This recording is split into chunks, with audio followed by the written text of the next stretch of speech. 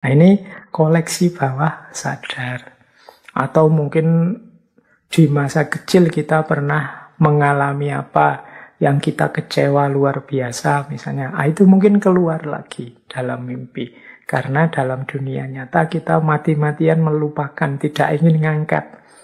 Dalam saat sadar kita tidak ingin memunculkan itu. Ya nanti munculnya dalam mimpi.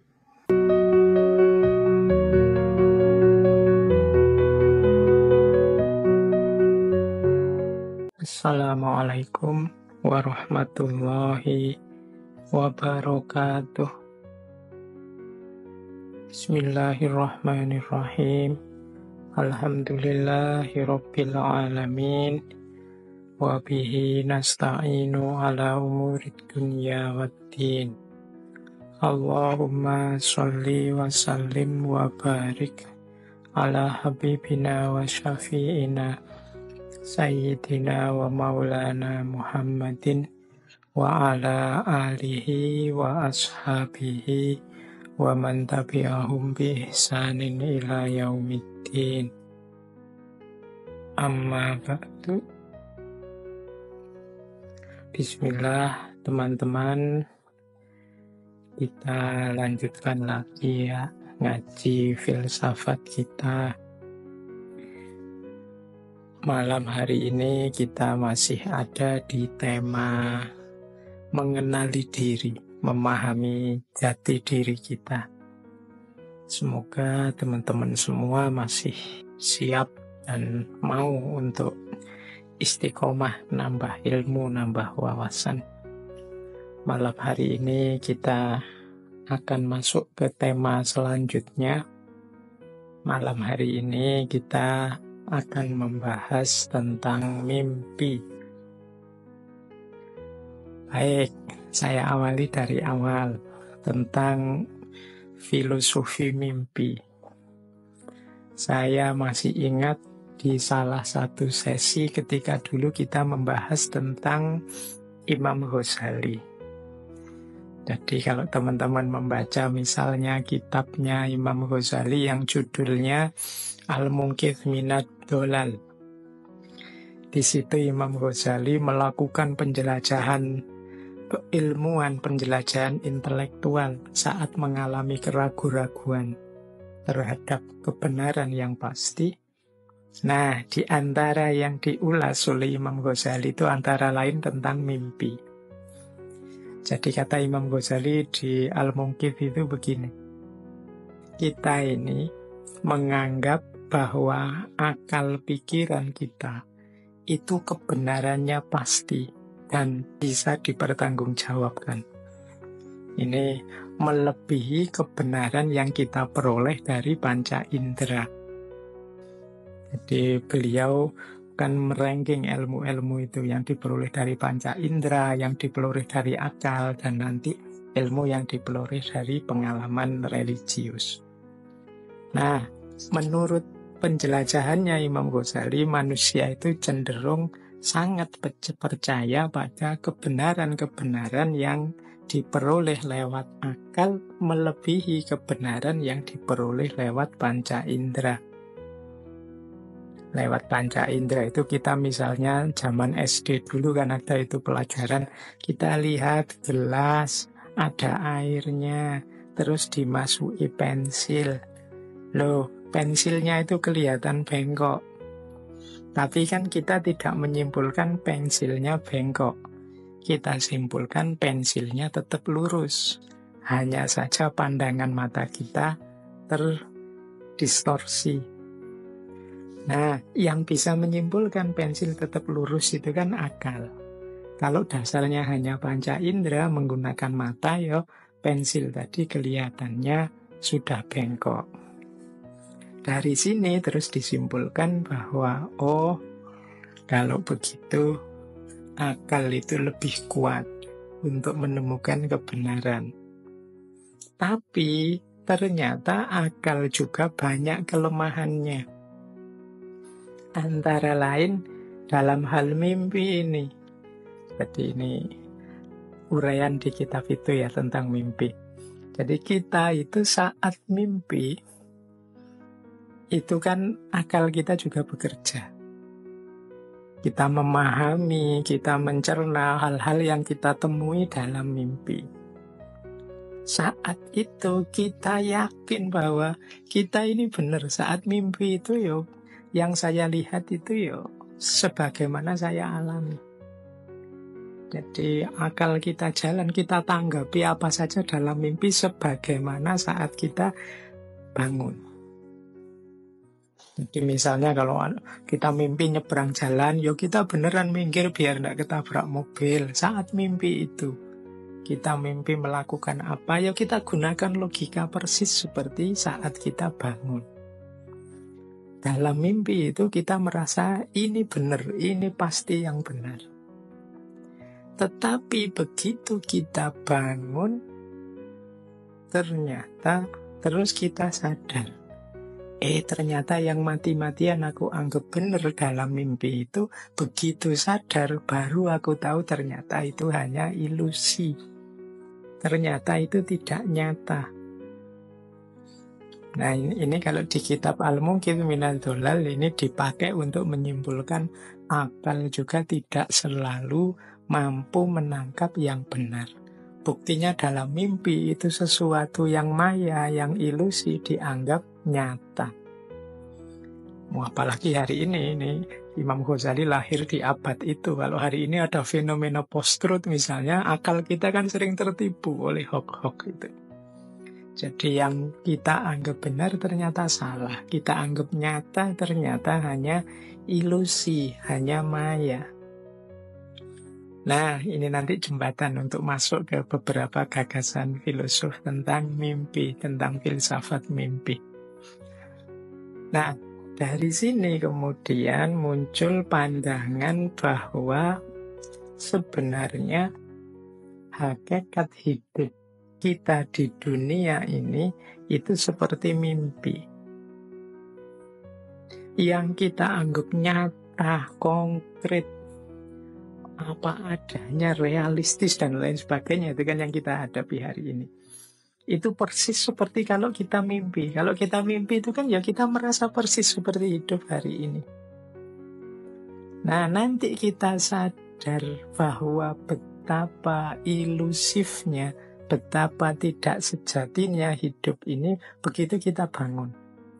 Nanti beberapa sufi menjelaskan orang bangun itu waktu kita nanti sesudah kita meninggal masuk ke alam barzah, alam yang lebih sejati, baru kita sadar betapa dunia itu tidak penting, betapa dunia itu sifatnya maya, sifatnya ilusi saja. Makanya saya teringat ada satu kata-kata yang masyhur sekali. Ini saya belum berani bilang ini hadis, meskipun ada yang bilang hadis. Karena ada yang bilang juga ini sebenarnya qaulnya Ali bin Abi Thalib. Ada juga yang bilang ini sebenarnya qaulnya seorang sufi yang bernama Sahel Al-Tustari. Jadi ini masih diperdebatkan, ini sabdanya Rasulullah apa qaulnya Sayyidina Ali apa qaulnya Syekh Sahel Al-Tustari. Tapi kalimat ini sudah sangat sering didiskusikan, yaitu annasu niyamun fa idza matu intabahu. Jadi manusia itu hakikatnya adalah tidur. Dan nanti saat dia meninggal, saat dia mati, intabahu, baru dia bangun. Kita hidup di dunia ini, hari ini kan rasanya ini hidup beneran Pak, serius Pak. Saya juga sakit, saya juga gembira, jatuh bangun, nyata ini Pak, konkret. Persis sama ketika kita ngalami mimpi. Dalam mimpi kan kita juga begitu. Kita kalau sedih dalam mimpi nangis beneran. Kalau seneng ketawa beneran. Tapi begitu kita bangun, baru kita sadar, walah ternyata tangisanku tadi malam itu ndak sejati, wong cuma mimpi. Ketawaku, senyum-senyumku tadi malam juga ndak sejati, wong cuma mimpi. Nah, dari qaul ini annasu niyamun faidha matu intabahu, manusia itu tidur, nanti kalau mereka bangun, kalau mereka mati baru mereka bangun. Nah, berarti sebenarnya mungkin saja dunia ini sifatnya seperti mimpi kalau kita tidur. Kita memang rasanya sih serius ini, tapi nanti begitu kita bangun, kita baru sadar bahwa ini hanya ilusi. Kalau dalam dunia tasawuf, qaul ini sebenarnya diorientasikan agar kita jangan terlalu terikat oleh dunia, jangan tertipu oleh dunia. Dunia ini sifatnya tidak nyata, tidak pasti ada. Ya satu-satunya yang pasti ada kan memang Allah. Bahkan diri kita ini kan hanya dipinjami keberadaan oleh Allah. Makanya eman-eman kalau kita hidup di dunia ini terlalu terikat, terlalu terpengaruh, tertipu. Wong ini hanya mimpi. Harusnya kita lebih serius di hidup yang sejati, yaitu saat kita bangun. Nah, ini salah satu filosofi yang berhubungan dengan mimpi. Ini dari para tasawuf. Ada yang saya kutip lagi ini dari seorang filosof timur, dari Tiongkok, Zhuangzi. Ini tokoh ini pernah juga kita bahas di ngaji filsafat, saya lupa sesi keberapa dulu Zhuangzi ini. Jadi dia punya satu kalimat yang menarik tentang mimpi ini. Jadi dia cerita begini, satu ketika saya bermimpi, aku adalah seekor kupu-kupu yang terbang berkeliling di langit, di angkasa. Kemudian aku bangun. Jadi dia mimpi jadi kupu-kupu yang terbang ke sana kemari. Senang sekali bisa terbang kemana-mana. Nah kemudian dia bangun.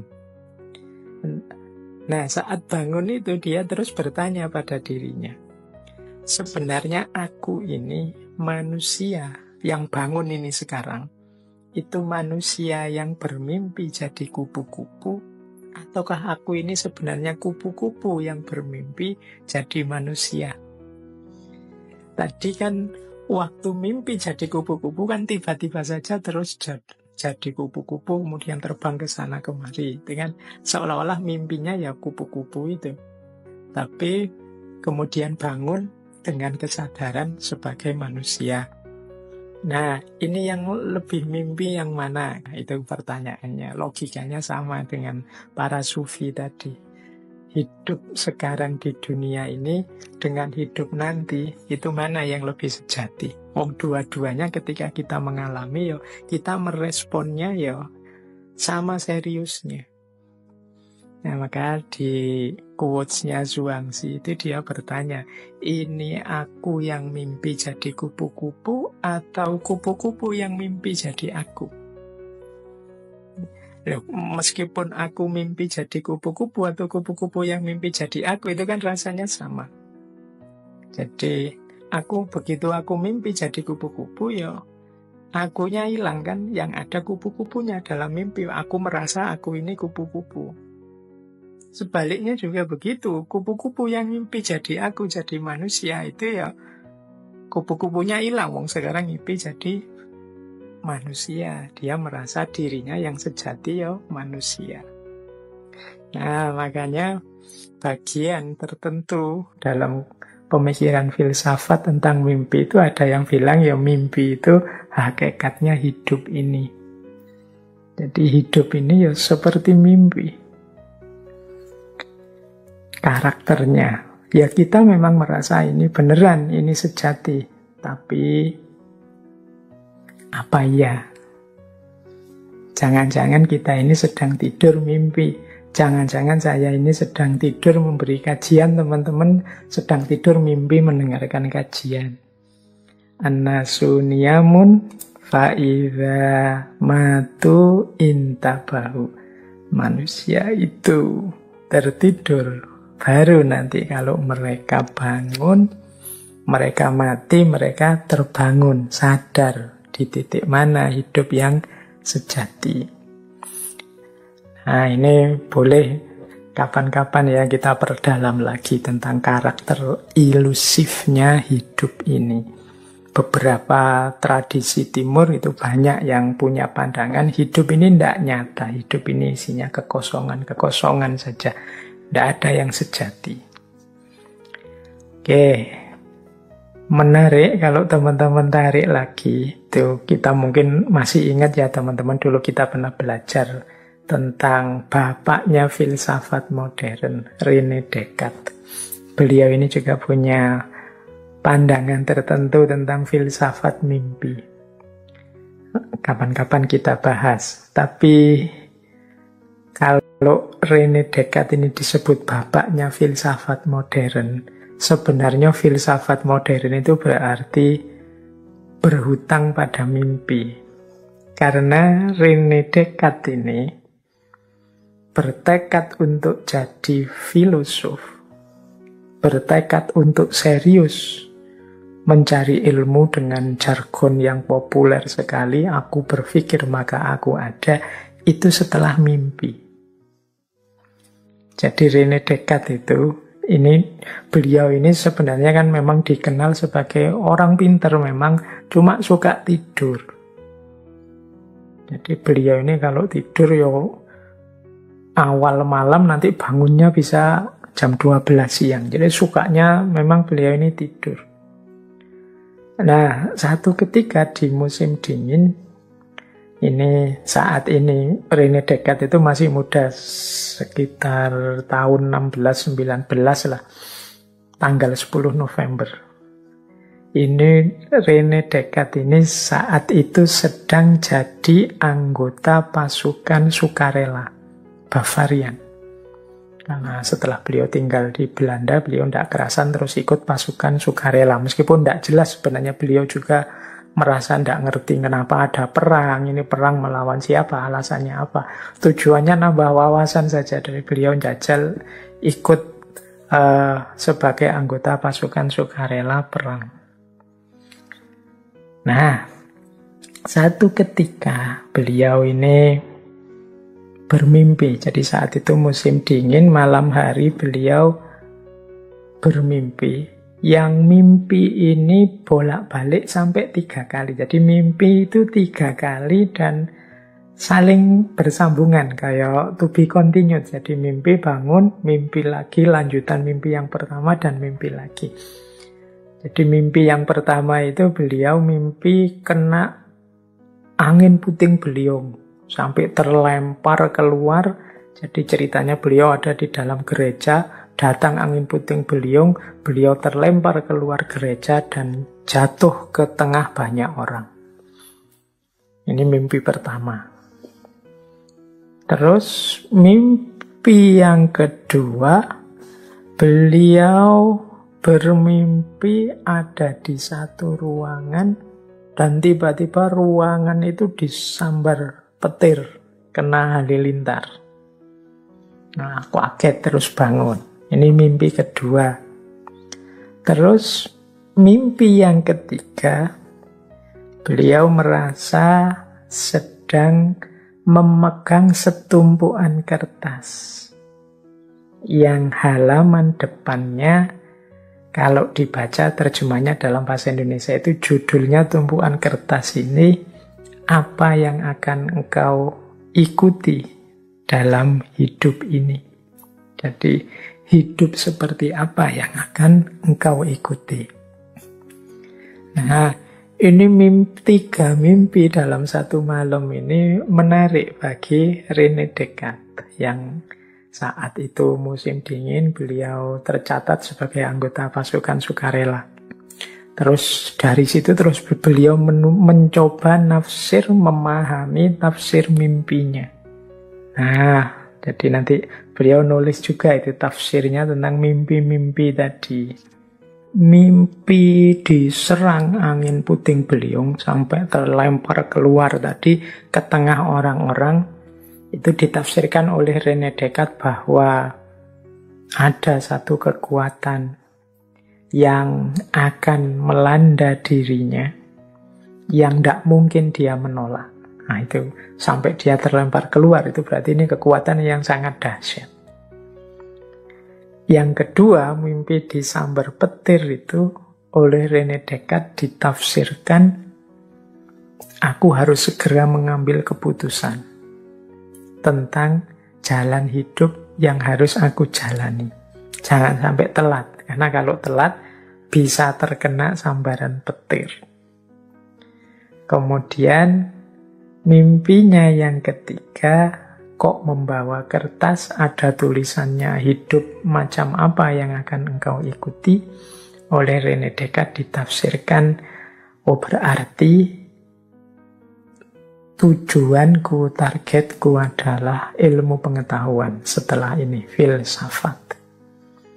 Nah, jadi 3 rangkaian mimpi itu oleh René Descartes ditafsirkan ada kekuatan luar biasa yang mengharuskan aku keluar dari ruangku saat ini, dan aku harus segera mengambil keputusan, dan ternyata arah yang harus aku tuju adalah filsafat dan ilmu pengetahuan. Dari situlah nanti René Descartes mulai geser ke filsafat-filsafat, termasuk dengan satu istilah dari yang beliau yang masyhur sekali itu kan cogito ergo sum. Aku berpikir maka aku ada. Loh, ternyata lahirnya filsafat juga diawali dari mimpi. Baik. Wah, ini banyak, tidak apa-apa ya dongeng kesana kemari. Nanti dipuncai dengan mimpi yang dari aspek motivasional tadi. Kalau teman-teman membuka-buka kajian-kajian filsafat, itu nanti ada istilah oneirologi. Oneirologi itu cabang ilmu pengetahuan yang meneliti tentang mimpi. Jadi ternyata ada istilahnya. Oneirologi beda ya dengan tafsir mimpi. Kalau teman-teman mungkin kenalnya tafsir mimpi. Seperti Nabi Yusuf yang dapat mukjizat bisa menafsirkan mimpi dengan tepat. Oneirologi ini membahas ontologinya mimpi. Jadi membahas tentang hakikatnya mimpi. Ya, seperti tadi misalnya, oh mimpi itu seperti hidup ini dan lain sebagainya. Oh mimpi itu karena kondisi mental yang begini dan lain sebagainya. Itu namanya oneirologi. Oneirologi itu dari kata oneiroi. Oneiroi itu dari bahasa Yunani yang artinya mimpi. Jadi, oneiroi itu pasukan dewa-dewa yang ngurusi mimpi. Jadi sekelompok dewa yang mengurusi mimpi. Oneiroi itu artinya memang mimpi. Jumlahnya 999.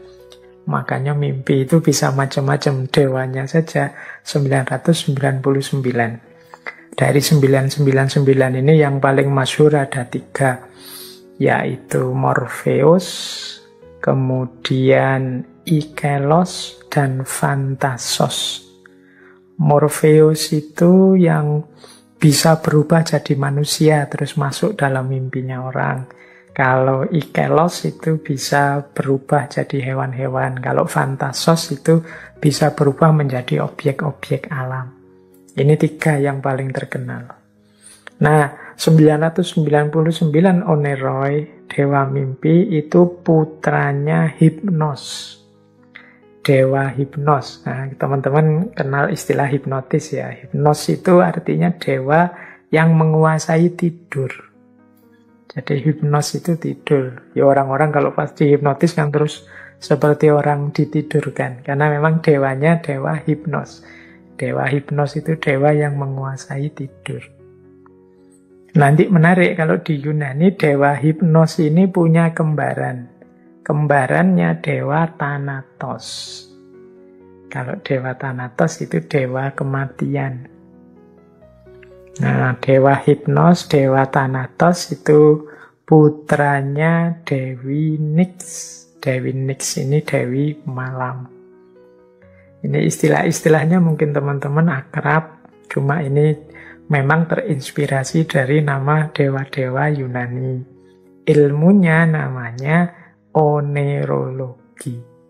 Baik, yuk kita tidak mendalam di sini, wong nanti arahnya terakhir kan bukan mimpi yang mimpi ini, tapi mimpi yang aspek bagaimana membentuk dan mengembangkan diri.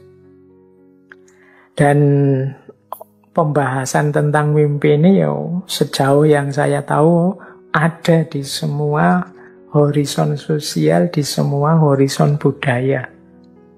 Tiba-tiba saya ingat kalau dalam budaya Jawa misalnya, itu ada persepsi dan filosofi khusus tentang mimpi ini. Misalnya orang Jawa itu membagi mimpi itu dalam kategori waktu. Jadi kalau di Jawa ada istilah yang berhubungan dengan mimpi, yaitu titiyoni, gondoyoni, dan puspo tajem. Nah, ini membagi malam saat kita tidur dan bermimpi itu menjadi 3. Mimpi di waktu sepertiga malam pertama itu dikenal kalau dalam budaya Jawa namanya titiyoni. Kalau mimpi di sepertiga malam yang kedua disebut sebagai gondoyoni. Dan mimpi di sepertiga malam yang ketiga ini dikenal sebagai mimpi puspo tajem. Nah, ini juga kontennya beda-beda. Kalau titiyoni yang di sepertiga malam yang pertama, ya mungkin sebut saja ini jam-jam 9 sampai jam 12. Ini mimpi yang sifatnya hanya bunga-bunga tidur saja. Mungkin sisa-sisa kesibukan pikiran kita sebelumnya. Ini namanya titiyoni. Mimpi di sepertiga malam yang pertama ini tidak harus terlalu dipikirkan, diambil hati. Wong ini kembangnya orang tidur saja. Nanti ada mimpi di sepertiga malam kedua. Namanya gondoyoni. Kalau ini sifatnya lebih dalam. Jadi mungkin kalau pakai bahasa psikologi ini mimpi yang isinya ekspresi emosi bawah sadar kita. Di mimpi ini mungkin menyimbolkan keinginan-keinginan kita yang terpendam, hasrat-hasrat kita yang tersembunyi. Itu biasanya di sepertiga malam yang kedua, jam 12 ke atas lah sampai jam-jam 3. Nah, nanti ada sepertiga malam yang terakhir. Jadi mungkin jam-jam 3 malam sampai menjelang subuh. Ini namanya puspo tajem. Nah, mimpi di sepertiga malam yang ketiga inilah yang bagi orang Jawa ini isinya petunjuk-petunjuk, isyarat-isyarat yang penuh makna. Jadi asal kita mampu membacanya, asal kita saat tidur juga dalam kondisi baik.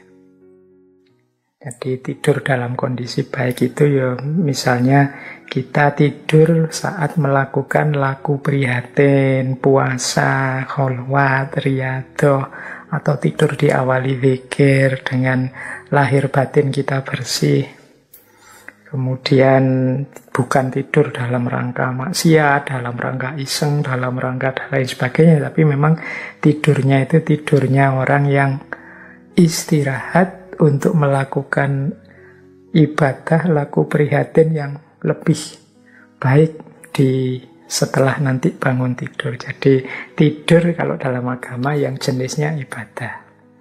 Nah itu kalau ada mimpi di sepertiga malam yang terakhir namanya puspo tajem. bagi orang Jawa. Dan ini isinya isyarat-isyarat, petunjuk-petunjuk. Baik, berarti kalau yang tidak dalam kondisi seperti itu, ya mungkin saja dapat isyarat, tapi bukan isyarat yang sifatnya positif.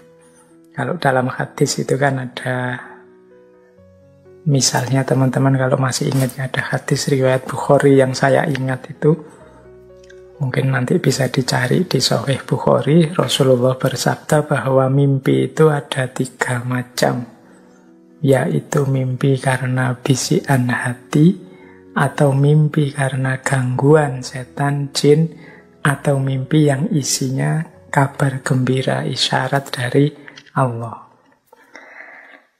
Baik, ini ilustrasi untuk menunjukkan bahwa ada banyak filosofi, ada banyak makna kalau kita ingin menggali mimpi dalam perspektif memahami hakikat hidup ini, khususnya hubungannya dengan kedirian manusia. Nah, yang kedua, ini kan tadi saya bagi 3 ya, memahami mimpi. Yang pertama tadi mimpi secara filosofis. Nah, sekarang coba kita gali mimpi dari aspek biologis. Mimpi dari aspek, biologis? Mimpi dari aspek psikologis. Ini banyak teori-teori tentang mimpi. Nah, dari aspek psikologis yang saya tahu juga, ini nanti teman-teman silahkan menggali, karena lagi-lagi saya bilang fokus kita tidak ke sini, nanti fokus kita ke bagaimana mimpi sebagai bagian dari keinginan cita-cita untuk membentuk diri kita. Tapi kita tambah materi-materi ini untuk nambah wawasan, kan memang nawaitunya ngaji ini secara umum nambah wawasan. Ya kalau teman-teman yang tidak betah nunggu segera ke materi utamanya, ya nanti kalau sudah selesai kan bisa langsung dicucuk, diloncati, dipotong-potong, dicepetkan dan lain sebagainya. Teman-teman jauh lebih tahu tentang itu. Baik, jadi dari perspektif psikologi yang saya tahu itu ada 4 teori tentang mimpi.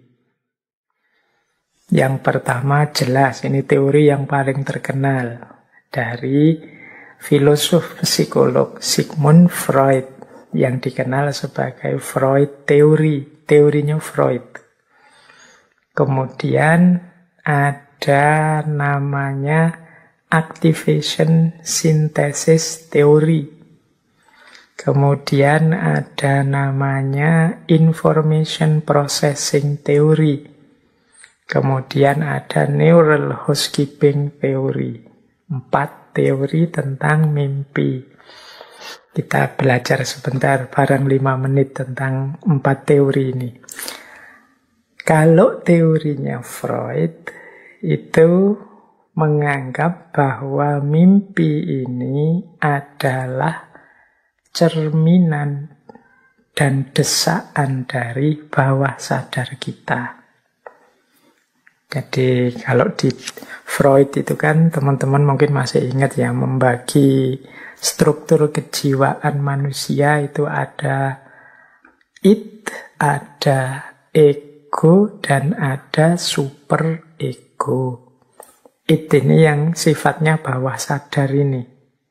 Jadi apa sebenarnya itu keinginan kita, sebenarnya mungkin cita-cita, harapan kita tertentu, atau kegelisahan tertentu kita, atau pokoknya apa-apa yang di wilayah sadar kita singkirkan. Mungkin karena dianggap tidak pantas, mungkin kita karena menganggapnya kurang realistis, mungkin kita menganggapnya itu tidak sesuai dengan norma tatanan, mungkin kita menganggapnya nabrak aturan, dan lain sebagainya. Akhirnya kita eliminasi. Misalnya kita ingin sesuatu, tidak pantas saya kok ingin begini misalnya. Terus kita represi, kita singkirkan dari wilayah sadar, terus masuk ke bawah sadar. Nah, koleksi-koleksi bawah sadar ini seringkali muncul dalam mimpi. Nah, inilah teorinya Freud. Misalnya, apa ya, wis teman-teman, contoh paling gampang ya. Teman-teman misalnya naksir pacarnya temannya. Jadi diam-diam kok seneng ya sama pacarnya temannya. Tapi kan terus kita tahu, oh, itu kan pacarnya temenku. Ndak boleh, ndak pantas. Mosok aku terus ngerebut miliknya teman misalnya. Itu kan kita sendiri merasa itu sesuatu yang ndak patut, sesuatu yang ndak pantas, sesuatu yang ndak boleh. Akhirnya kita represi. Loh, koleksi represi yang kita tekan ke bawah sadar ini sangat mungkin nanti keluarnya di mimpi. Karena dalam kondisi sadar kita tidak berani mengeluarkannya. Nah, ini teorinya Freud. Mungkin mimpi kita, mungkin kita lagi pacaran dengan pacarnya teman kita itu, atau ketemu, atau apa saja yang menyangkut tentang dia. Nah, ini koleksi bawah sadar.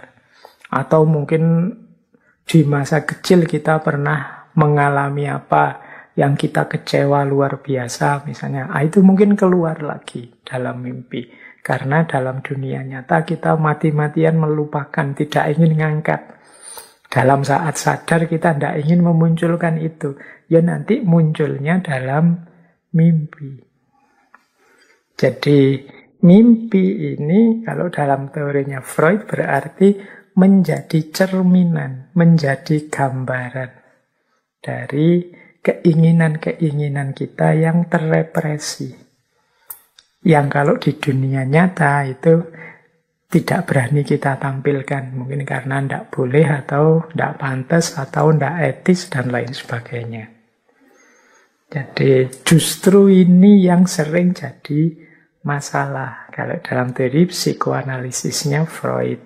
Jadi orang jadi stres, orang jadi baper, orang jadi mudah marah. Karena jiwanya tidak stabil. Mengapa jiwanya tidak stabil? Ada banyak keinginan yang direpresi, ditekan. Yang bisa saja pada saatnya meledak, terus lahir beberapa gejala-gejala yang hari ini mungkin kita sebut sakit jiwa. Nah, ini teori pertama. Berarti mimpi itu adalah cerminan atau desaan dari bawah sadar yang kita represi. Makanya dalam teknik-teknik psikoanalisis itu kan selalu dicari teknik-teknik untuk menggali, membongkar, membersihkan isi-isi yang ada di bawah sadarnya seseorang.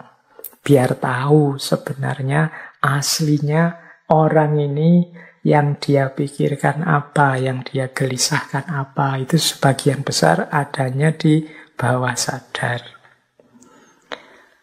Nah, yang kedua ada activation synthesis teori. Di teori yang kedua ini, mimpi itu semacam aktivitas-aktivitas otak kita yang bekerja menafsirkan sinyal-sinyal yang ada, mungkin memori-memori yang terkumpul di dalamnya, dan dimainkan secara random, secara acak, karena kita sedang tidak sadar. Jadi akal kita yang menangkap sinyal-sinyal melalui otak secara acak. Jadi ini yang membuat kadang-kadang kalau teman-teman mimpi itu kan ada banyak sekali hal yang tidak masuk akal. Meskipun saat mimpi kita menyikapinya biasa-biasa saja. Itu biasanya data A nyampur dengan data B, data C nyampur dengan data D. Ini kerja otak secara acak saat kita tidak sadar. Jadi ketika otak kita menafsirkan sinyal-sinyal informasi yang mungkin tersisa, mungkin ada dari saat ketika kita sadar. Makanya kadang-kadang misalnya teman-teman mimpi, padahal sekarang sedang di Jogja. Kok ya cepat sekali tiba-tiba sampai rumahnya orang tua kita di Jawa Timur, apa di Sumatera, apa di Sulawesi. Kok sekarang bisa ngobrol sama orang-orang yang jauh di sana misalnya. Itu kan informasi yang tidak nyambung. Jadi tiba-tiba saja kita kembali ke masa SD dengan situasi kita sekarang, ketemu teman-teman lama seolah-olah balik SD lagi dan lain sebagainya. Ini karena informasi-informasi yang tersimpan dalam otak kita ini tampil secara acak. Jadi namanya activation synthesis. Jadi terjadi pertemuan-pertemuan data yang kadang tidak karu-karuan. Jadi mungkin karena kita kangen sekali dengan masa-masa kecil, dalam mimpi muncul situasi seperti masa kecil, sementara kitanya sudah cara berpikirnya seperti kita sekarang. Nah, jadi di teori kedua ini mimpi itu ya ketika otak kita bekerja saat kita tidak sadar. Sehingga dia kerjanya ya random, kerjanya acak, menampilkan memori-memori yang tersimpan. Nah, ada lagi yang ketiga, teori namanya information processing theory.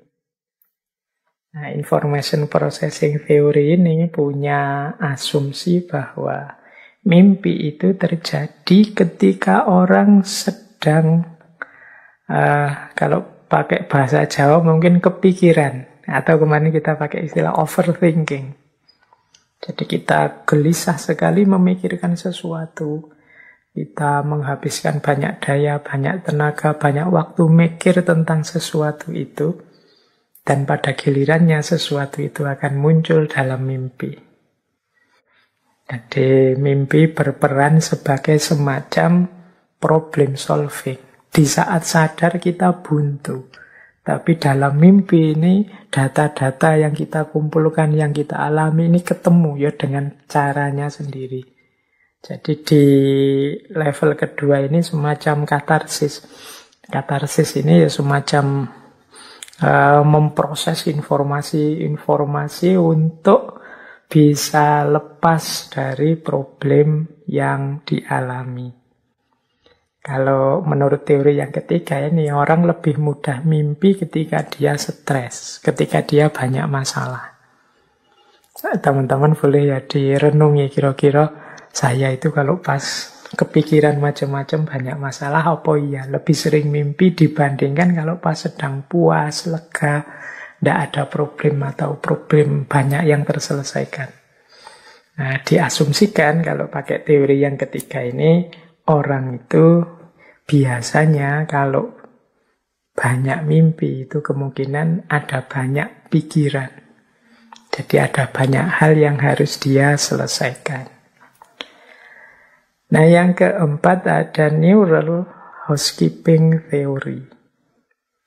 Nah, kalau ini mimpi itu sifatnya untuk memelihara kewarasan, menjaga keseimbangan saraf-saraf otak.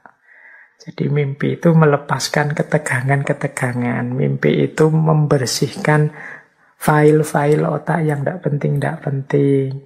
Mimpi itu memperkuat jaringan yang ada di saraf-saraf otak. Jadi ada fungsi pembersihan, ada fungsi penjagaan, nah itu mimpi. Jadi mimpi itu semacam menjaga keseimbangan yang ada di otak kita. Ini namanya neural housekeeping theory. Baik, ya ini untuk sekedar tahu saja teman-teman yang ingin mendalam boleh belajar psikologi. Tapi paling tidak inilah mimpi dalam perspektif psikologi. Para ahli yang concern dengan gerak jiwa, aktivitas-aktivitas mentalnya manusia. Jadi tentang mimpi ada yang berteori bahwa mimpi itu adalah timbunan bawah sadar yang mendesak ke alam sadar. Ada yang bilang bahwa mimpi itu ketika otak kita bekerja, menafsirkan berbagai sinyal yang ada secara acak. Ada yang bilang bahwa mimpi itu adalah kondisi ketika alam sadar buntu, sehingga dia lebih berperan pada problem solving. Dia berperan pada peredaan situasi saat kita stres. Dan ada yang bilang ya mimpi itu dalam rangka menjaga keseimbangan otak kita dan saraf-sarafnya dengan segala informasi yang ada di dalamnya. Baik dengan cara membersihkan yang tidak penting atau menghilangkan yang tidak perlu dan lain sebagainya.